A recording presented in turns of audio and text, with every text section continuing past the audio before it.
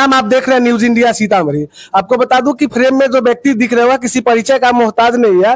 पूर्व में भी पैक्स अध्यक्ष रह चुके हैं और अभी भाभी खैरबा पंचायत से भाभी पैक्स अध्यक्ष उम्मीदवार भी है। आइए विशेष उन्हीं से बात करते हैं कि इस बार चुनावी मुद्दा उनका क्या क्या रहेगा। सबसे पहले सर आपका स्वागत है।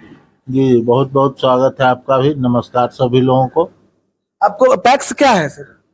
पैक्स तो पंचायती स्तरीय सरकारी संगठन है और सरकार, बिहार सरकार और केंद्र सरकार के समुचित सहयोग पर चलता है ये, और इसी के अंतर्गत उन्हीं के सरकार की दी हुई सुविधा और सहयोग से चलता है।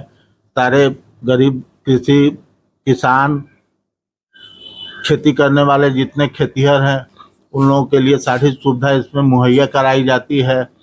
खाद, बीज, न्यूनतम समर्थन मूल्य पर धान का खरीद, उसके बाद बीज की व्यवस्था करना, गरीब किसानों को लोन देना, उनको समय समय पर जितनी भी सरकारी संगठन की सुविधा। मैं तो एक बार रहा हुआ हूँ पैक्स अध्यक्ष, ऐसे तो मैं बहुत पुराना समाज सेवी हूँ।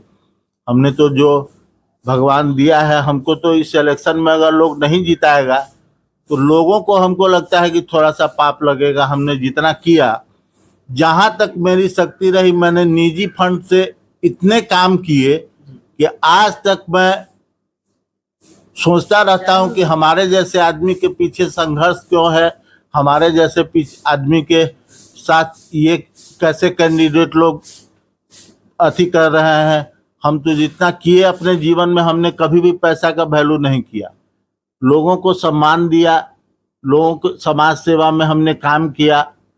सरकारी संगठन में जुड़े इसीलिए कि मैं आगे बढ़ूं। मैं तो जिला स्तर तक लड़ता, लेकिन देखे कि प्रभाव बढ़ने से विरोधी भी बढ़ते चले जाते हैं। पिछले बार थोड़ा सा मैं अस्वस्थ हुआ और छोड़ दिया मैंने इसको, लेकिन देखा इस बार जब कोई कैंडिडेट नहीं है, कोई सुविधा नहीं मिल रही है किसानों को, सारा लूट मार मचा हुआ है।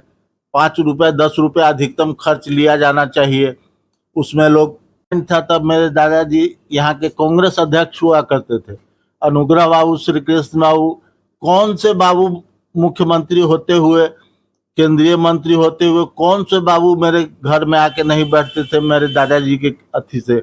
मेरे पिताजी जिला उपाध्यक्ष थे भाजपा में, जिस समय वो कुर्सी पर थे उसी समय उनकी मृत्यु, अकाल मृत्यु हुई थी।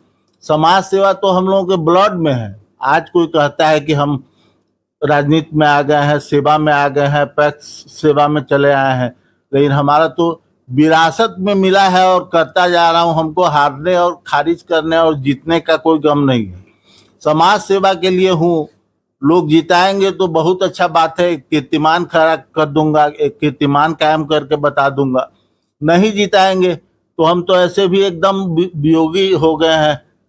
भगवान सीताराम, और क्या इसमें कहना है। समाज सेवा लगातार आपका जारी रहेगा? बस समाज सेवा मेरा मूल मंत्र है, मूल उद्देश्य है। हमने जीवन के लिए यही ठाना है। दवा की दुकान भी मैं करता हूँ।